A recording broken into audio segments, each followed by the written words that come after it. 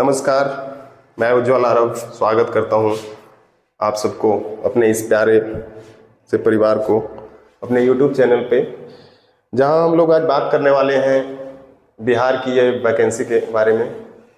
BSSC inter level का ये vacancy है जो 12,199 पोस्ट के लिए आया है और लोग इससे काफ़ी खुश हैं और प्रोत्साहित हैं।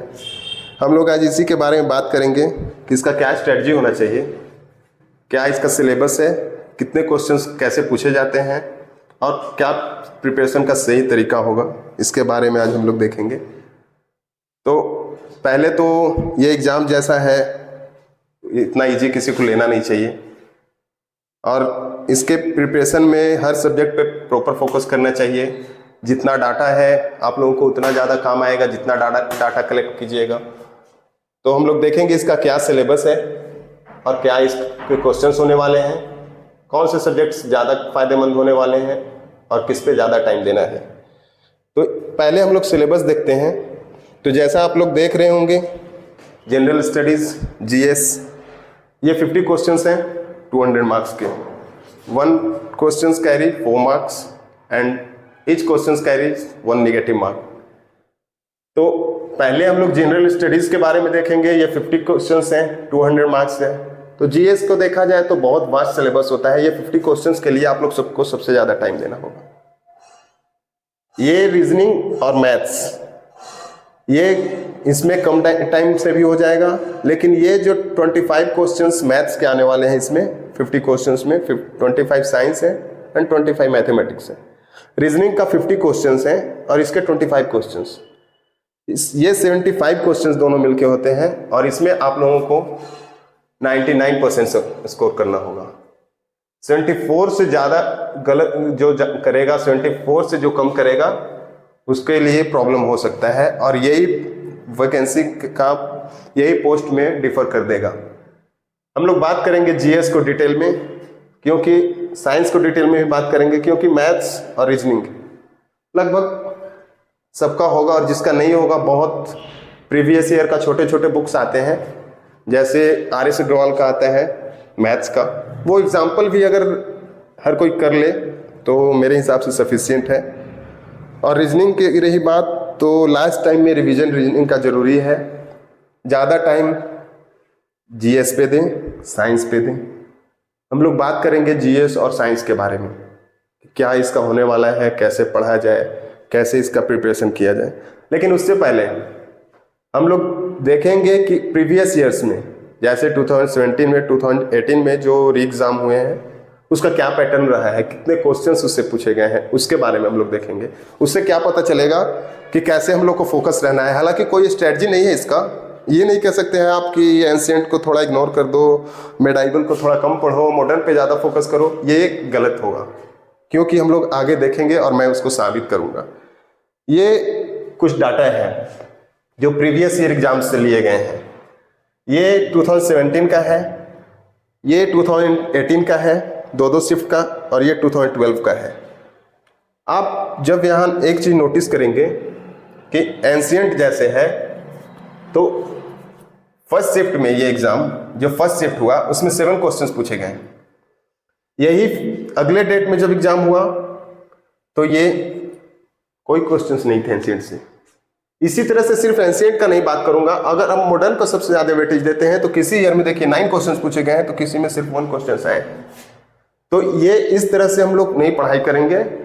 मैं बुक का बताऊंगा, इंपॉर्टेंट बुक्स, और उसको उठा के जहाँ से आपको शुरू करना है वहाँ से शुरू कीजिए और जहाँ से ख़त्म, लेकिन पूरे बुक को 10 बार पढ़ जाइए। एक बुक को आप पढ़ जाइए कि एक बुक ऐसा बता दूंगा जिससे आप लोगों का कल्याण हो जाएगा। तो चलिए आगे हम लोग देखेंगे कितने क्या क्वेश्चंस हैं। एंशिएंट, मेडाइवल, मॉडर्न, ये हिस्ट्री की बातें हैं। इसमें आप देखिए किसी ईयर में सिर्फ 6 क्वेश्चन पूछे गए हैं तो किसी ईयर में 18 क्वेश्चंस पूछे गए हैं। देख सकते हैं आप, किसी ईयर में सिर्फ 7 क्वेश्चंस पूछे गए हैं तो किसी ईयर में सिर्फ 4 क्वेश्चंस पूछे गए हैं, अगर तीनों का वेटेज का देखें। ऐसे ही अगर हम लोग ज्योग्राफी के बारे में बात करेंगे तो ज्योग्राफी में भी वैसा ही है। पॉलिटी में देखिए 5, 5, 5, 8, 7, 6 इस तरह से क्वेश्चंस पूछे गए हैं। साइंस में खैर ये तो प्रीवियस ईयर है और ये बहुत पहले की बातें हैं। आज का कंपटीशन कुछ और है, 18 में कंपटीशन कुछ और था, तो इससे हम लोग कोई कंपैरिजन नहीं करेंगे। ये बस डाटा आप लोगों को एक विश्वास के लिए मैं लाया था और इसके लिए यहाँ किया हूँ। नेक्स्ट टॉपिक पे हम लोग जाएंगे कि इसका क्या बुक्स होना चाहिए। ये कुछ बुक्स हैं और ये बुक्स इतने इंपॉर्टेंट्स हैं कि इसके अलावा कोई ऑप्शन नहीं है आप लोगों के पास। दो तरह के बच्चे होंगे, एक जो बहुत प्रिपेयर होंगे और एक जो अभी सोच रहे होंगे। दोनों लोगों के लिए मैं इस बुक्स में डिफ्रेंशिएट करूंगा। एक जो ये स्पीडी बुक है, इसको कोई बहुत इजी समझता हो या बहुत हल्के में, तो एक बार पढ़ के देख ले, समझ में आ जाएगा। ये बुक बहुत इंपॉर्टेंट होने वाला है आप लोगों के लिए और ये बुक के बारे में हम लोग डिटेल एनालिसिस करेंगे, डिटेल में बात करेंगे।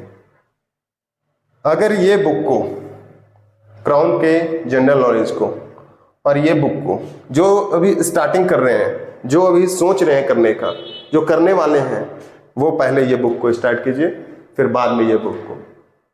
जो अच्छे से पढ़े हुए हैं वो ये सब बुक के अलावा ये बुक को देख सकते हैं। इस बुक एग्जाम का एक ही पैटर्न है कि जितने ज़्यादा क्वेश्चन से आप गुजरेंगे उतने अच्छा होगा आपके लिए।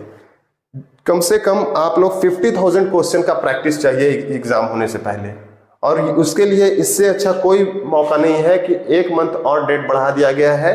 और एक मंथ में क्या मतलब कि आपको एक मंथ वो ज़्यादा, जो 75 डेज स्ट्रेटजी लोग बना रहे थे कि 75 डेज में ऐसे होगा, वो आपको एक मंथ और मिल चुका है। तो उसके बारे में बात करेंगे कि कैसे हम लोग को ज़्यादा प्रैक्टिस करना चाहिए। ये सब बुक पढ़ने वाली है लेकिन प्रैक्टिस वाला बुक होना चाहिए। जैसे ये क्राउन का आता है, लूसेंट का आता है, प्रीवियस ईयर एसएससी के आते हैं, जीके के बुक्स, वो आप प्रैक्टिस कर सकते हैं।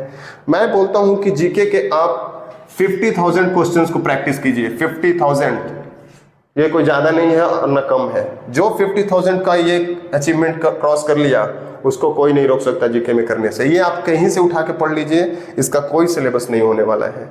आप क्राउन का ऑब्जेक्टिव पढ़ सकते हैं, लूसेंट का ऑब्जेक्टिव पढ़ सकते हैं, एसएससी का प्रीवियस ईयर आता है, एक दो पब्लिकेशंस के किरण के आते हैं, वो सब आप पढ़ सकते हैं। ये स्टैटिक जीके के लिए बहुत बेहतरीन बुक है। रही बात साइंस के लिए, तो साइंस के लिए 9th और 10th का या तो बिहार बोर्ड का बुक पढ़िए या तो एनसीईआरटी आप पढ़िए। दोनों में से जो आपको अच्छा लगता है वो कीजिए।